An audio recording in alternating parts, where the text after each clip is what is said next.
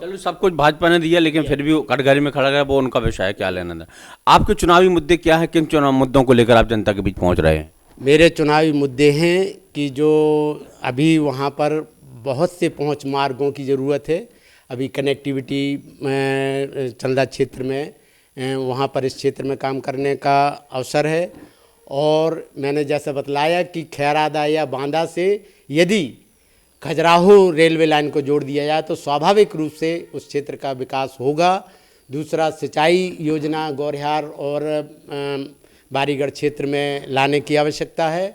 स्वास्थ्य, शिक्षा, सुरक्षा की भी वहाँ पर जो है ज़रूरत है और उसको अच्छे तरीके से मैनेज किया जाए। जहाँ पर विद्यालयों में हमारे जैसे मुख्यमंत्री महोदय ने सीएम राइज स्कूल खुलवाए, उससे काफ़ी अच्छा माहौल बना है।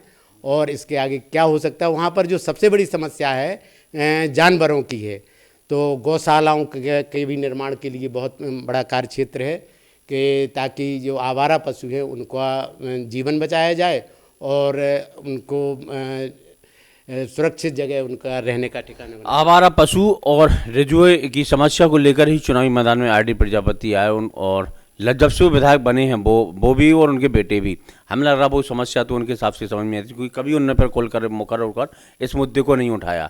वो समस्या भी जस की तस है रिजुआ की जानवरों की, या नहीं चंदा विधानसभा में? रोजों की समस्या का तो अभी कोई निदान मेरी समझ से कुछ हुआ नहीं और किसान आज भी उससे रूबरू हो रहे हैं, संघर्षरत हैं। लेकिन इस समस्या को हल किए जाने का प्रयास शासन स्तर पर गौशालाएं पंचायत स्तर पर खोलने का प्रावधान हुआ और उनके लिए चारा और उसकी व्यवस्था की गई। लेकिन चुनाव पश्चात यदि हमारी सरकार आती है तो हम इस काम को बहुत अच्छी प्राथमिकता से करेंगे। अच्छा, बालू के आपके चंदा विधानसभा में चूँकि केन नदी लगी हुई है, यूपी बॉर्डर पर है, तो वहाँ बालू को लेकर हमेशा सुर्खियों में रहा है चंदा विधानसभा के, भाई अवैध उत्खनन अवैध उत्खनन।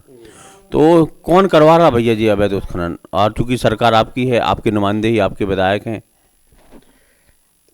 इसमें देखिए, ये तो पहले ऑक्शन होता है इसका, इसके बाद ऑक्शन के बाद भी बहुत कई तरीके हैं बालू चोरी के, जो स्वाभाविक रूप से कि इसमें हमारे विधायक की भी संलिप्तता की चर्चाएं जनता में सुनने को मिलती हैं और वो उनका उसी तरफ ध्यान है और जनता के विकास और क्षेत्र की समस्याओं से उनका कोई लेना देना नहीं रहा।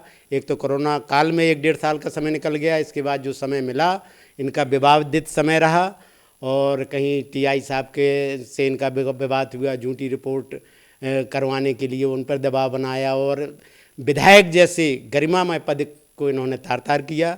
यहाँ कलेक्टर साहब के समक्ष भी इन्होंने धरना प्रदर्शन किया, इसमें भी इनको माननीय मुख्यमंत्री जी और अध्यक्ष महोदय ने इनको लताड़ लगाई कि आखिर तुम विधायक हो, माननीय कहलाते हो, अगर तुम्हें कोई समस्या है और कोई नहीं सुन रहा है अधिकारी तो आप हमसे संपर्क साधिए, हम उसको बोलेंगे। आपने जो ये तरीके अपनाए ये एक गैर जिम्मेदाराना तरीके थे जिसमें जो निंदनीय है, इससे इनकी छवि खराब हुई और पद की गरिमा गई। अच्छा, राय प्रजापति लेकिन अब भी दम भरते हैं कि भैया हमने प्रतीक्षालय बनाए, स्वागत गेट बनवाए, तमाम विकास के दावे वादे कर रहे हैं कि भैया हमने तो विकास कर रहे हैं और प्रतीक्षालय आपने देखे भी होंगे। क्या स्थिति है उनकी और क्या ये विकास की श्रेणी में आते भी हैं? मान लीजिए प्रतीक्षालय या स्वागत गेट बनवाए। प्रतीक्षालय जनता की सुविधा के लिए बनवाए जाते हैं, लेकिन मेरा मानना है कि चंदला क्षेत्र में जो भी प्रतीक्षालय बनवाए गए हैं वो जहाँ मतलब मुश्किल से 50-60 हज़ार रुपये की लागत है और 2.5-3 लाख के बजट में कमीशन खोरी हुई है उसमें और वो मजबूती नहीं दिखाई देती और इसमें निश्चित पैसे का दुरुपयोग हुआ है और शासन को चूना